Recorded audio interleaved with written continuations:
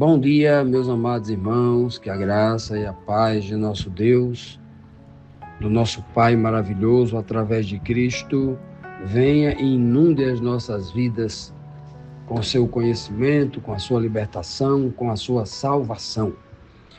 Meus amados, hoje, segunda-feira, vamos dar prosseguimento à nossa lição bíblica diária, estudando aqui Isaías, a 28ª lição. Estamos estudando sobre a glória do Senhor. Antes, vamos aqui rapidamente recapitular o que nós vimos ontem, quando iniciamos aqui a nossa lição semanal, no domingo, quando o Senhor, ele diz lá, finalizando o capítulo 33 de Isaías, ele mostra que Jerusalém nunca mais seria atacada por inimigos, né? Os exércitos com seus navios lotados, invadindo, né? Para atacar Jerusalém.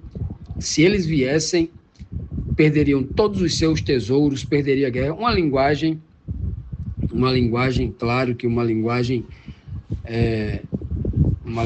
assim, quase que poética, falando de vitória, que não tem mais ameaça, porque a partir do momento em que o Senhor Deus, ele se torna o Senhor, o juiz, o governante, o rei de Israel, aí agora Israel tem um protetor e um salvador. Contexto imediato aí desta palavra. Vimos também no último versículo, quando o texto lindíssimo falou assim, que nenhum morador de Jerusalém ficaria mais doente. Quando Deus fosse o juiz, o governante, o rei, o Senhor sobre toda Jerusalém, aí o povo não ficaria mais doente e os pecados, toda a maldade que o povo de Jerusalém cometeu contra Deus seriam perdoados. Rapaz, que graça, não é? Que graça o Senhor está demonstrando aqui nas suas palavras enviadas através de Isaías. O maior tesouro ele está demonstrando aqui. Portanto, dando prosseguimento a esta lição, vamos entrar agora no capítulo 34 de Isaías, e a terceira pergunta nos traz aqui o seguinte questionamento: o que acontecerá com as nações devido à ira do Senhor? O versículo de 1 a 3 diz assim: venham, nações, e escutem, reúnam-se, povos, e prestem atenção, que a terra inteira escute, e que ouçam todos os que nela vivem. O Senhor está irado contra todas as nações. Está furioso com todos os seus exércitos. Ele já os condenou à morte e à destruição. Os mortos ficarão onde caíram, e o mau cheiro se espalhará por toda parte. Rios de sangue descerão das montanhas. Que texto, né? Que texto, que violento, né? Que texto aqui agressivo. Que texto duro de se ler, não é? Mas aqui é uma linguagem necessária que o Senhor está aplicando aqui, um cenário de juízo final. Veja que esse capítulo 34 está dentro de um contexto em que o povo de Deus já está todo a salvo em Jerusalém, e as nações de fora que tentam atacar Jerusalém, ou seja, o cenário aqui é de que Deus já está com seu povo. É aquela cena lá do capítulo 21 de Apocalipse, né? 21, 22, quando a cidade santa desce do céu, Satanás com todas as nações, Gog e Magog, sitia a cidade para atacar, para conquistar, para matar, e aí desce fogo do céu e queima todos eles. Aqui é um cenário, este cenário aqui, não é? Aqui, quando ele fala de todas as nações, claro que ele já está excetuando, tem uma exceção aqui, que é o seu povo que já está salvo lá, a salvo dos navios que vêm com os soldados para atacar Jerusalém. Então, quando ele fala todas as nações, ele está dizendo assim, olha, eu não sou só Senhor apenas sobre o povo de Jerusalém, o meu povo que está sobre o Monte Sião. Não, eu sou Senhor sobre a terra toda. Atenção, todas as nações da terra. Atenção, todos os povos do planeta. Preste atenção. Escutem todos e ouçam o que eu vou dizer agora. Eu estou irado contra todas as nações. Isso ele está falando a partir de Jerusalém. Jerusalém aqui não a cidade lá do Oriente Médio. Jerusalém aqui é uma tipologia da reunião dos santos, né? Um povo, né? O Senhor está furioso com os seus exércitos. Os exércitos fizeram injustiça, essa multidão de gente que passaram a vida inteira fazendo, né, cometendo pecado e fazendo maldade e vivendo sob a injustiça. Sobre esses exércitos todos, a morte os espera. Condenou todos eles à morte. Aqui já é o exército dos ímpios. Aqui já é aquele grupo de pessoas que serão completamente exterminados por Deus. Diz que todos cairão, né? E o mau cheiro dos seus corpos se espalhará por toda a terra. Rios de sangue. Então veja que é um cenário aqui, a força de expressão utilizada aqui em Isaías mostra exatamente para o juízo final.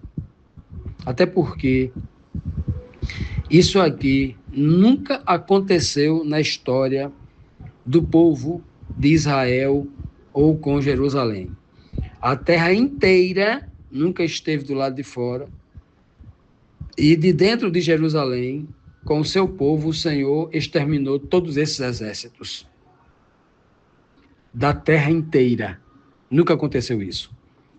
Veja que é uma linguagem muito apropriada, é um recado que no tempo de Isaías poderia trazer encorajamento ao coração do povo que morava em Jerusalém e todas as nações ao redor que ouviam isso, era para temer. Mas essa mensagem não é só para aquela época.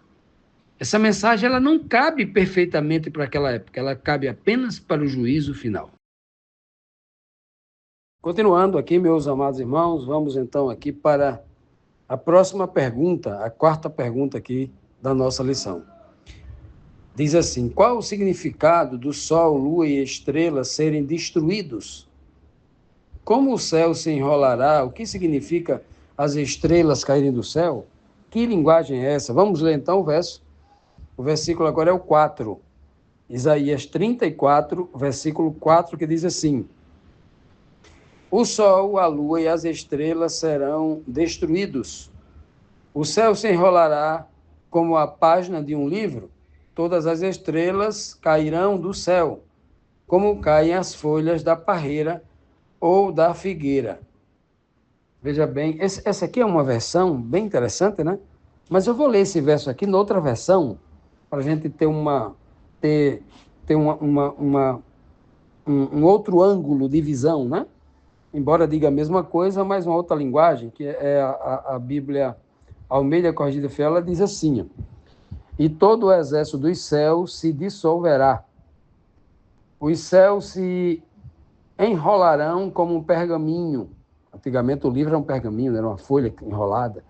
E todo o seu exército cairá, como cai a folha da videira e como cai o figo da figueira.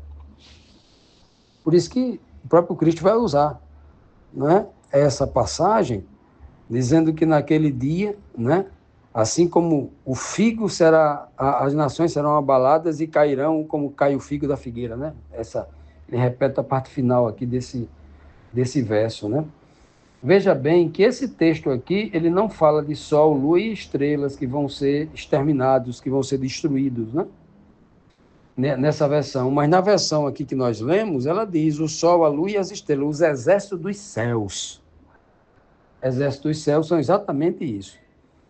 Veja que o cenário aqui, ele é tão perfeito, tratando de um juízo final, tratando do lago de fogo e enxofre, aquela visão lá de Apocalipse, final do Apocalipse, que quando ele diz que o sol será destruído, a lua será destruída e as estrelas, né, serão destruídas e as estrelas cairão do firmamento, como uma figueira que tem os seus figos abalados, disse Cristo, né? Eu acho que é Mateus 24 que ele fala isso. Pois bem, Aqui, meus amados, ele está se tratando exatamente o sol. Jamais a gente pode pegar Isaías 34, do versículo 1 ao 4, e achar que foi literal, que foi lá para Jerusalém. Não cabe, porque o sol continua aí. Já se passaram 2.600 anos desde que Isaías escreveu isso aqui, e o sol continua lá. O sol não foi destruído, a lua não foi destruída, as estrelas não caíram, até porque estrelas, uma estrela que brilha aqui, pode estar sendo uma galáxia a trilhões de anos-luz da Terra. Então não tem como, né? Essa expressão estrela cair. A estrela não é pisca-pisca de árvore de Natal que possa cair, né? Então é uma figura de linguagem. Então, de quem ele está tratando aqui? Ora, a Bíblia diz no mesmo Apocalipse, usando essa mesma linguagem de juízo que Isaías está usando aqui, em perfeita harmonia com os tipos, com os símbolos que Isaías está usando aqui, vai dizer que lá no lago de fogo e enxofre será lançado o dragão. Quem é o dragão? Capítulo 12 de Apocalipse vai dizer que é Satanás. Capítulo 12, verso 9, ele vai dizer. E o dragão é a antiga serpente que se chama Diabo e Satanás. O dragão será lançado do lago de fogo e enxofre. Né? O texto anterior fala de um incêndio, que ele vai queimar tudo. Esse exército da terra inteira. Será lançado lá ele, o dragão e o falso profeta. Olha só, o dragão, a besta e o falso profeta. Serão lançados lá. O dragão e o seu animal, o seu agente terrível, né? Na figura de duas bestas. Na figura da besta e do falso profeta, né? Que estão ali harmonizados no mesmo propósito. Quando nós lemos aqui que o sol será destruído, ora, este sol que será destruído aqui representa Satanás, que é o grande líder. Por isso que ele fala exército dos céus, porque Satanás e os seus anjos vieram de lá. Exército dos céus, Satanás veio de lá, um ser espiritual que veio de lá. Ai da terra, porque Satanás desceu a voz. Desceu dos céus. Esse sol que será destruído é ele. Esta lua, que é a lua menor do que o sol, que está a serviço do sol, pode olhar lá, é os agentes dele. Em Apocalipse está representado pela besta que sobe da terra, pela besta que sobe do mar. Apocalipse 13. É o agente do dragão, é o agente do diabo. E as estrelas do céu são os anjos. Se a gente olhar em Apocalipse capítulo 1, onde Cristo está com as 7 estrelas na mão, ou seja, 7 é o número de totalidade, com todas as estrelas sobre a sua mão, sob o seu controle, sob o seu comando, ele é o grande general dos anjos de Deus. O Apocalipse 1 vai dizer que as estrelas que estão nas mãos de Cristo são os anjos. O Apocalipse interpreta. Ele não dá margem para que a gente interprete com a nossa própria criatividade. Mas a própria Bíblia, Apocalipse 1, no final do capítulo 1, ele vai dizer que as estrelas são os anjos. Sem muito esforço. No sonho de José, José sonhou que o sol, que a lua e 12 estrelas, ele era uma daquelas estrelas, o sol e a lua e as demais estrelas se curvavam diante dele. Quem era o sol? Era o pai dele. Era o líder, o pai, né? Jacó. Quem era a lua? A mãe dele, aquela que estava auxiliando ele na obra. E quem eram as outras estrelas? Irmãos igual a ele. As 11 estrelas se curvavam diante dele, que era a estrela, né? Então, aqui é uma interpretação muito coerente, segundo o próprio contexto bíblico. Não é só os homens da terra que, nesse juízo final, serão vencidos e eliminados para sempre pela morte eterna, mas o próprio Satanás, os seus anjos caídos, todos eles e toda a maldade. Por isso que a Bíblia diz que no lago de fogo e enxofre não será lançado apenas os homens, Satanás, que é um ser pessoal, os seus anjos, que são seres pessoais, não. Mas será lançado também a sepultura e a morte, coisas abstratas, que é o que ele está tratando aqui. Tudo será destruído. Essa é uma linguagem que é utilizado pelo Senhor, falando do juízo pela boca de Isaías, que ele vai aperfeiçoar no livro do Apocalipse, cerca de 700 anos depois.